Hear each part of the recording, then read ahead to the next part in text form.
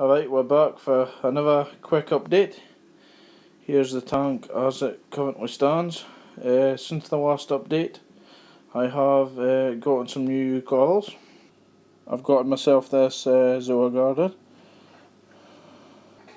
I've got myself this orange sea fan sponge as well. That's that as far as the new corals are concerned. I obviously have the blue starfish up at the top left hand side there. As you know, I've got two RW8s up and running.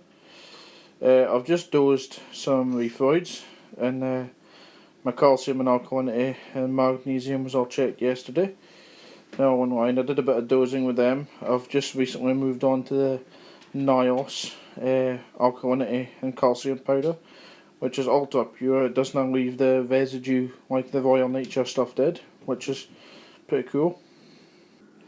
I had a big SPS there, I can't recall the name of it, and it was a beautiful piece, bought for one of the local LFSs, and it was beautiful, but for some reason it just started dying from the bottom.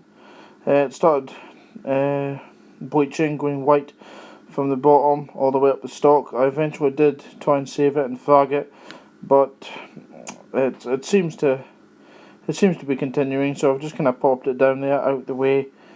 Gonna let it do its thing for a few months and see if it recover, and if it doesn't recover, then well, it'll just disintegrate and dose my tank with a tiny amount of calcium, I guess. At the minute I'm trying to decide what to do. As you can see, this green mushrooms, this I believe the Recordia mushrooms, they're quite substantially growing in my tank, and although they do look very beautiful, they're starting to reach a point now where they are possibly becoming a problem. As you can see here, they're growing to the left and right of the SPS.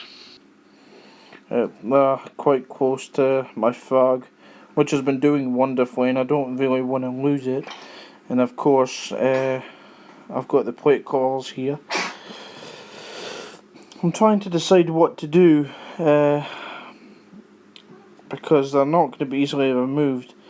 A local reefer has came up with a suggestion about putting an ice cube on the stalk and gently massaging your finger to get it to release, but realistically I'm not going to be able to get all of these, because I would like to get rid of these green mushrooms on the left and the ones on the right, because I mean they're going to start stinging this SPS and the plate, and I mean I don't want that. I want them to thrive, you know, and they'll slowly start to kill them.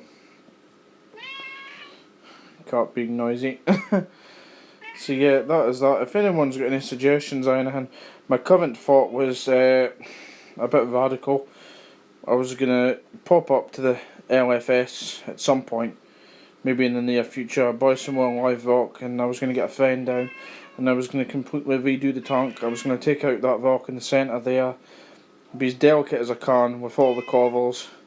I was gonna cut the mushrooms off the rock out of water, so no toxins or anything can be released. And that was going to be that really, and I was just going to basically start again. I would take all the sand out, I would wash it in buckets manually, you know, with the tap, give it a good clean, get everything out I could, basically do a fresh start, add a bit more live rock, try and get a... But that's a lot of work. That's a lot of work, and I've worked hard to get this looking as beautiful as it does. And then of course I've got the potential for the mushrooms to get out of control again in the future, and I can't be doing that every few years. So I've got a question: do I take the mushrooms out? Do I sell them? Do I leave them in? I mean, they are beautiful. They are beautiful. They're really beautiful. But it's one of that questions, and I've got some zoas starting to covering this plate as well. And although I've checked, I've been underneath, they're right on the very edge. They're right on the very edge. But you know, it could become a problem as well. So that is that. I'm just trying to decide what to do, really. So if anyone has any suggestions or anything, it would be most appreciated. Just a quick last look here. Like I say, I mean, everything's looking great. The RW8's still going strong. They have a bit of a reputation of failing after a bit of time, but I clean them once every 3 months in vinegar. Not the body, just the impeller shafts, and I like the body kind of getting covered in a bit of coralline, because it shouldn't really, as long as the internals is fine, the outside shouldn't affect much in terms of its actual practical use. It should work fine as long as internals are clean. It just gives it a more mature looking reef, I think.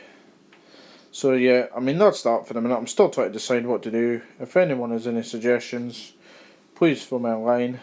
But that'll do that for this update. So I'll see you later. Ta-ra.